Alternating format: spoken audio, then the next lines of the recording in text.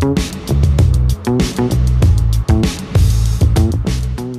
name's Graham Cogle. I was born in Nairobi in Kenya, and my position within Bournemouth Flying Club is I'm a flying instructor, and I've been flying for 10 years.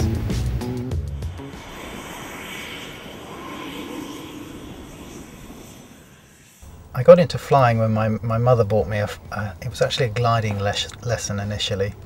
When I set my mind on something, I go straight for it, and flying has been no different in that respect. So I collected the money together, and I went down to Southampton Flying Club. I put all my money down, and I flew it off as fast as I could.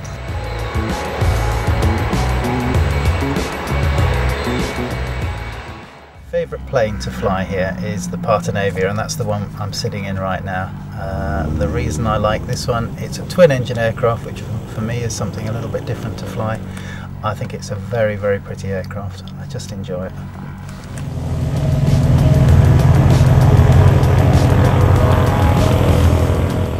On my first solo flight, I wasn't aware that it was going to be my first solo. Clearly my instructor knew I was getting close. They'd informed my family, who had actually turned up on that day.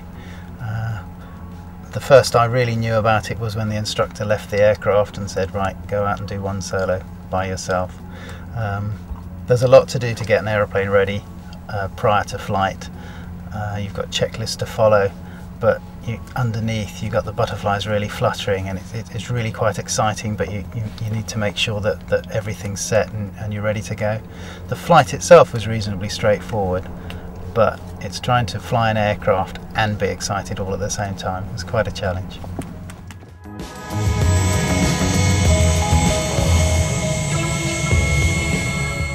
The best moment in my flying career, I think, was the time I passed my multi-engine instrument rating. It's supposed to be the most difficult flying qualification that you can get. It takes a lot of time, a lot of dedication, a significant amount of money. I didn't actually believe I'd passed it, so when my examiner turned to me and said, "Congratulations, you've passed," I turned to him and said, "You must be kidding."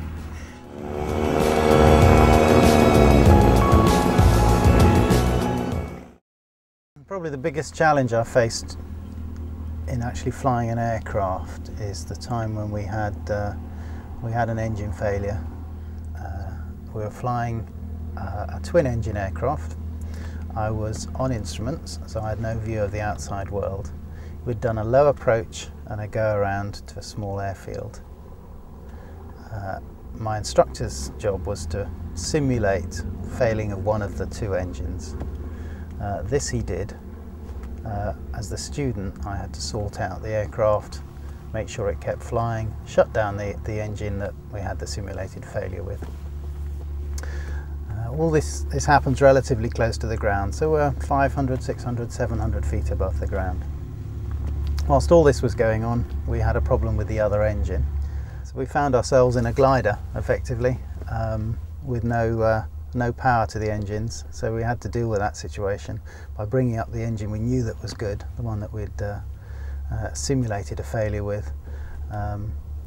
Whilst doing that, we lost some additional altitude, and then we had to shut down the engine that was previously providing the power.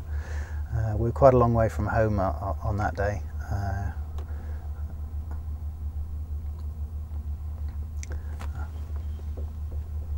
So we nursed the aircraft home. It was fine, there wasn't any further drama. We elected to go all the way back to Bristol, was our base, and we were offered the airfield of every airfield that or the runway of every airfield on the way home. So air traffic services were good to us. We got home without any further incident, and we were met by the fire services at the edge of the runway, and it was nice to be home that day there.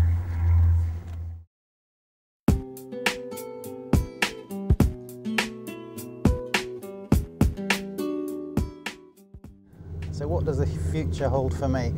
I'm not sure. The whole of the aviation industry is a little uncertain at the moment.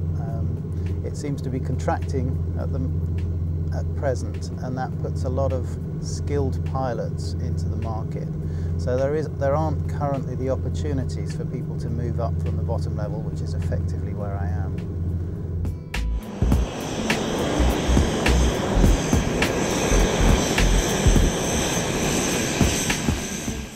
I'm flying as a passenger, I'm very much a sit at the window and look outside and enjoy the view. I really enjoy the view out the window. Even when I'm instructing, I feel I've got one of the best offices in the world.